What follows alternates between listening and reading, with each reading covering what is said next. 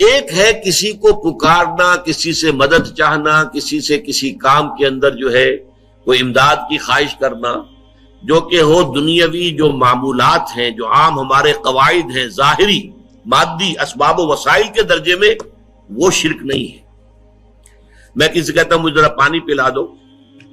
یہ بھی ایک دعا ہے، استمداد ہے، مدد آپ نے مانگی ہے،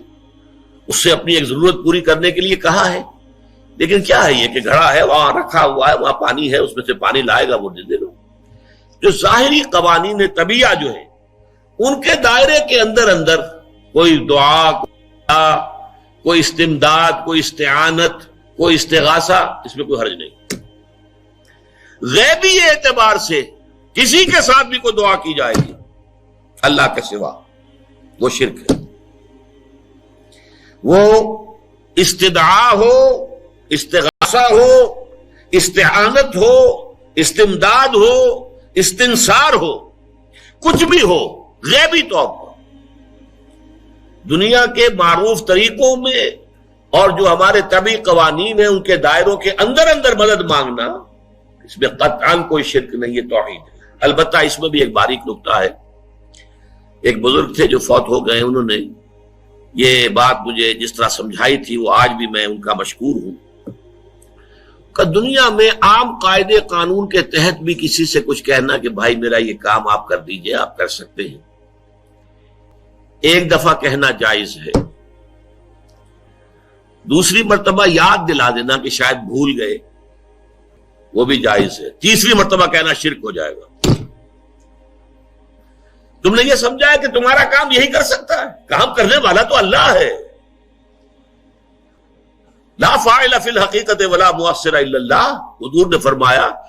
کہ اگر تمہیں جوتا باندھنے کا تسمہ درکار ہو تب بھی اللہ سے مانگو، کسی کے سامنے سوال کا جو ہاتھ جو ہے وہ دراز نہ کرو۔ اللہ نے تمہیں ایک عزت نفس دی ہے، اس عزت نفس کو ڈھیلا نہ بناؤ، کسی کے سامنے جو ہے اپنا ہاتھ پھیلا دینا، اپنی عزت نفس جو ہے اس کو ختم کر دینا ہے، مت مانگو کسی سے کچھ۔ لیکن یہ کہ ٹھیک ہے دنیا میں کام چلتا ہے۔ حضور کا شکی شان تو یہ تھی کہ اگر آپ سواری پر ہوتے تھے اور آپ کی چھڑی گر گئی تو سواری کو بٹھا کے اس سے اتر کر چھڑی خود اٹھاتے تھے، آپ کسی اپنے ساتھی سے یہ نہیں کہتے تھے کہ میری چھڑی پکڑا دو گی۔ آپ کی تو غیرت کا عالم جو ہے وہ بہت بلند تھا، بہت بلند تھا، بہت بلند تھا۔ لیکن دنیاوی عام طریقے سے یہ کہ ٹھیک ہے بھئی آپ ایک کام ہے آپ کر سکتے ہیں، یہ کر دیجیے، اسے کہہ دیا ٹھیک ہے میں کروں گا، پھر بھول گیا یا کچھ اور ہوا، دوسری مرتبہ یاد دہانی کرا دی، تیسری مرتبہ جو ہے انہوں نے کہا کہ پھر اس میں شرک کی بو آنے لگتی ہے کہ معلوم ہوتا ہے کہ آپ نے سمجھا ہے کہ اسی کو اختیار حاصل ہے، یہی مقتدر ہے، اسی کو آپ کا کام کرنے کا جو ہے وہ پوری قوت اور قدرت حاصل ہے، اور یہ چیز جو ہے یہ شرک کی بو اس میں سے آنی شروع ہو جاتی ہے۔